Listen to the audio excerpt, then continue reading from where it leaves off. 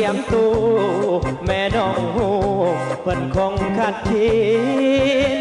อาชีพเต้นกินลำกินแม่ยุพินเพิ่นบ่เห็นดีเพิ่นบ่เมตตาคนเฮ็ดนาใส่วงดนตรีหักเข้า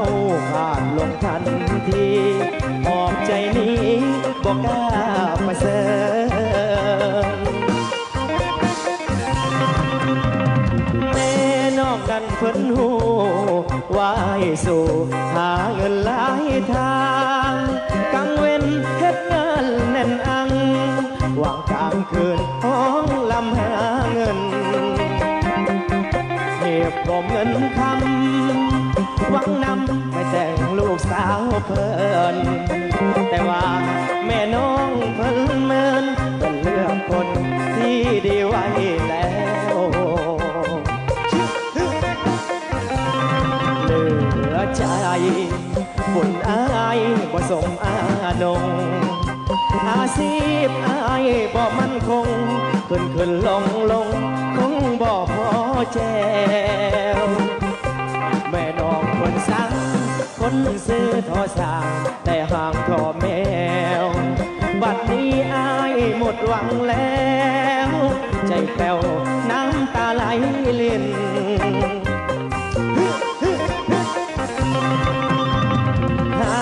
กินน้ำเสียงตู้ไอ้ทนสู่หาเงินหลายทาง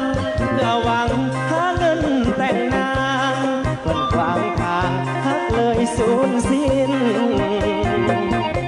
แม่น้องบ่มาบ่อยากได้คนเต้นกินลำกินบ่ให้เต้นกินลำกินสิให้นอนกินบ่แม่เท่า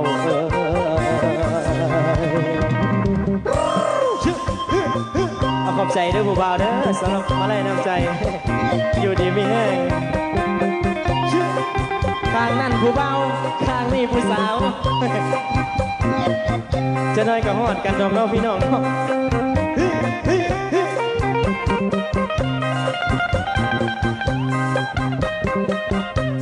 ข้างนั่นนี่ยังเล็กลง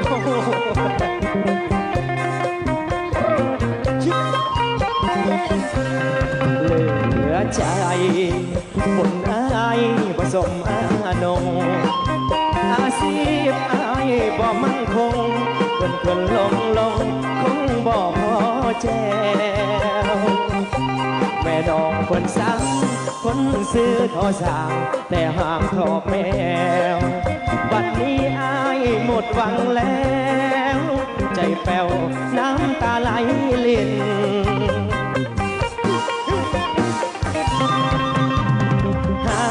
กินน้ำเสียงตู้ไอ้ทนสู่หาเงินหลายทางเพื่อหวังหาเงินแต่งนางคนขวางทางหักเลยสูญสิ้นแม่น้องบ่มาบ่อยากได้คนเต้นกินลำกินบ่ให้เต้นกินลำกินสิให้นอนกินบ่แม่เท่า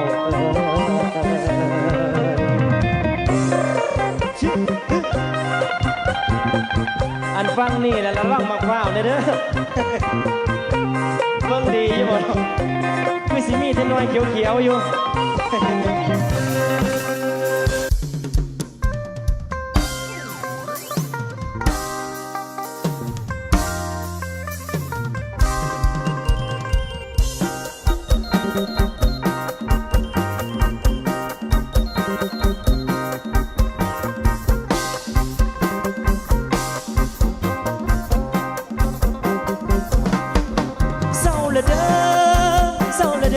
สาวเอ๋ยกินมาแต่ก่อนนั้นนะกินปิ้งมากับเหล้าบางยาหนึ่งปองเดี๋ยวนี้เศร้าแล้วว่าสิกินแมวเหล้าดองยามาลองผู้สาวดังออกแขนซ้ายยายเหล้าดองยาเศร้าละเด้อสาวเอ๋ยกินมา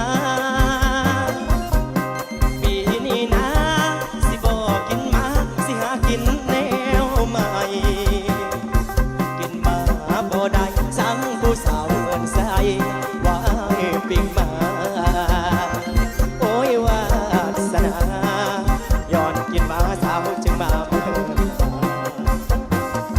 เศร้ากินปิ้งมาว่าสิกินแมวต่อโอ้ยคือโพดกระดอกินมาได้หนอสาวใดก็มือห่างเป็นหนุ่มหลายปีขาดคู่ชีวิตก็เรื่องเดียวนี่ละดาย้อนเล่าดอกยากับปิ้งมาเลยนอนกอดหมอนเป็นหมู่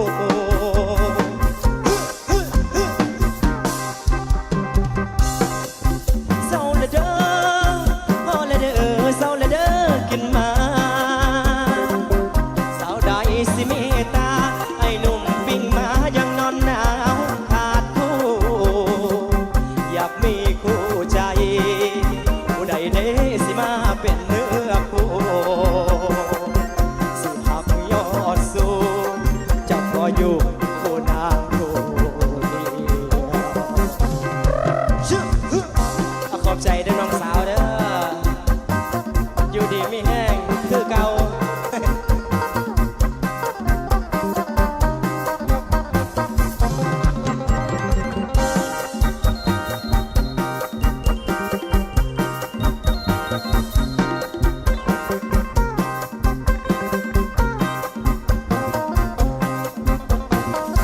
เศร้ากินปิ้งมาว่าสิกินแมวต่อโอ้ยคือโพดกระดอกินมาดันหนอสาวใดก็มือห่างเป็นหนุ่มหลายปีขาดคู่ชีวิตก็ดังเดียวนี่ละดาย้อนเล่าดอกยากับปิ้งมาเลยนอนกอดหมอนเป็นหมู่เศร้าละเด้อพอละเด้อเศร้าละเด้อกินมาสาวใดสิมีตาไอ้หนุ่มปิ้งมายังนอนหนาวขาดคู่อยากมีคู่ใจผู้ใดเด้สิมาเป็นเนื้อคู่สิหักยอดสูงจะพออยู่คู่นางคู่เดียว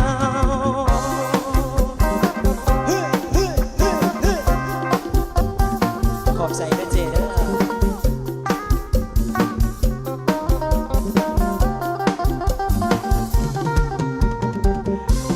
น้ำไหลใส่สระมานี่ก็ได้ฮ้อนก็ฮ้อนพาลูกเต้นแห้งๆพี่น้องส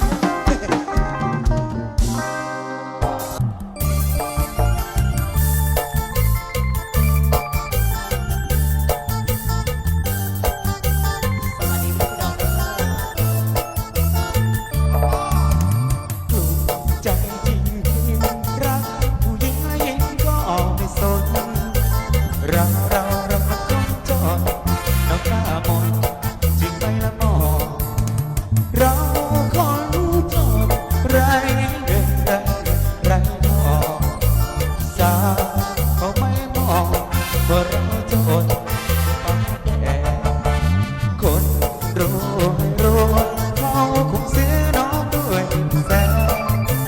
เรามันก็น่าจนคงไม่ได้เธอเป็นแฟนคนมีเงินเขาคงซื้อรถเป็นรถแล่เราขี่หลังคว้าทางตรงหน้ามันน่าขำฝนตกมาต้องไถนายังดางานจะได้ไม่หวันทำงานทั้งวันแต่เช้ายังค่ำถึงจะเหนื่อยแค่ไหนยอมเรื่อยไปไม่บอกสักคำโลกเอ้ยกรรมไม่ทำแล้วก็ไม่ได้กินโธ่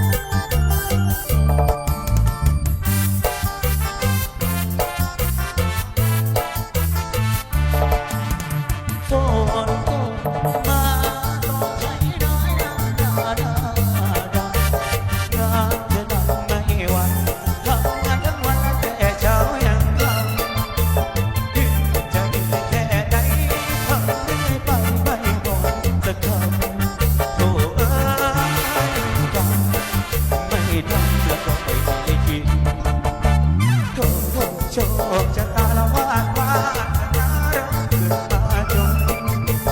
คิดแต่คิดมาแต่น้ำตามันไหลรินสิมีสาวใดสนใจรักไม่สุขสิ้นขอเป็นชาติเธอจะรักเธอเพียงคนเดียว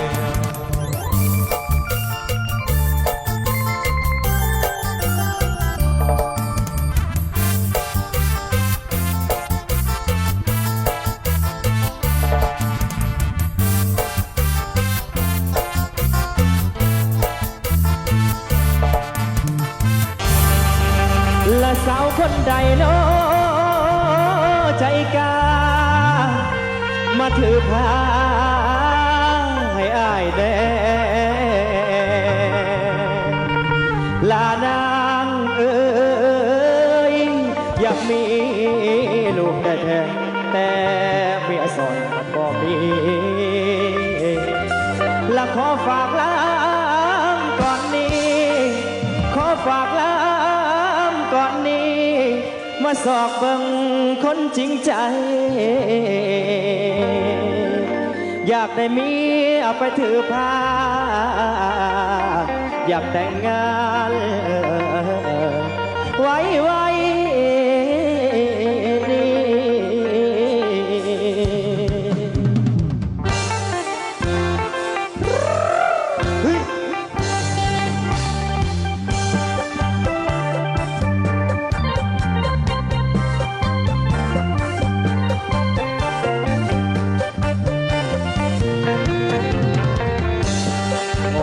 นี่นั่งเอ้ยล่ะมาถือผ้าให้แน่นั่งเอ้ยล่ะมาถือผ้าให้แน่อยากมีลูกแต่เมียส่วนบ่มี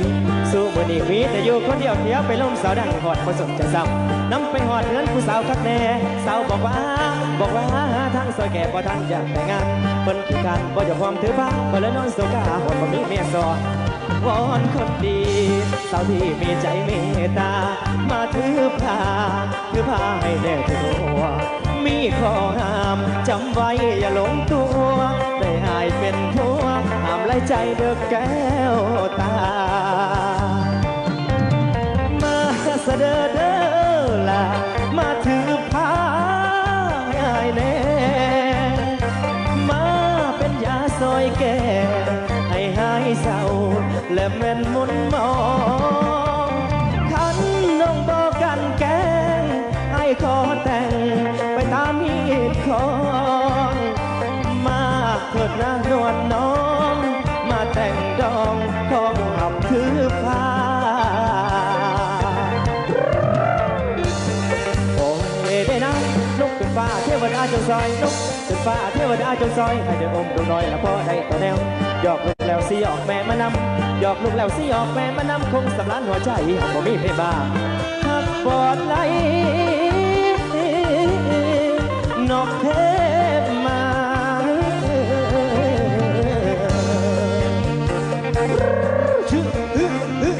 สบายดีเด้อพี่น้องเด้อ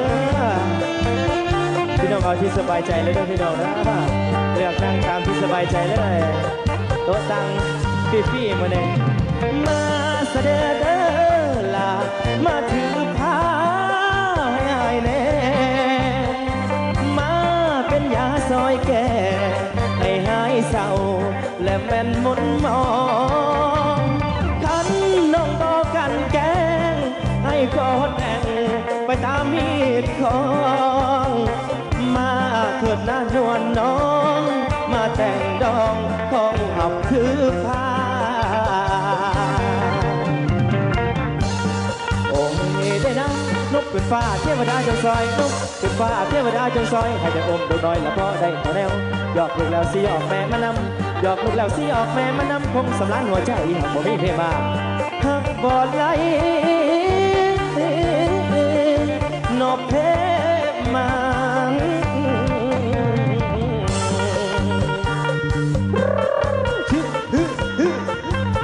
สบายดีพี่น้องที่อยู่ทั้งบ้านน้ำเด้อกำลังไล่สดอยู่ตอนนี้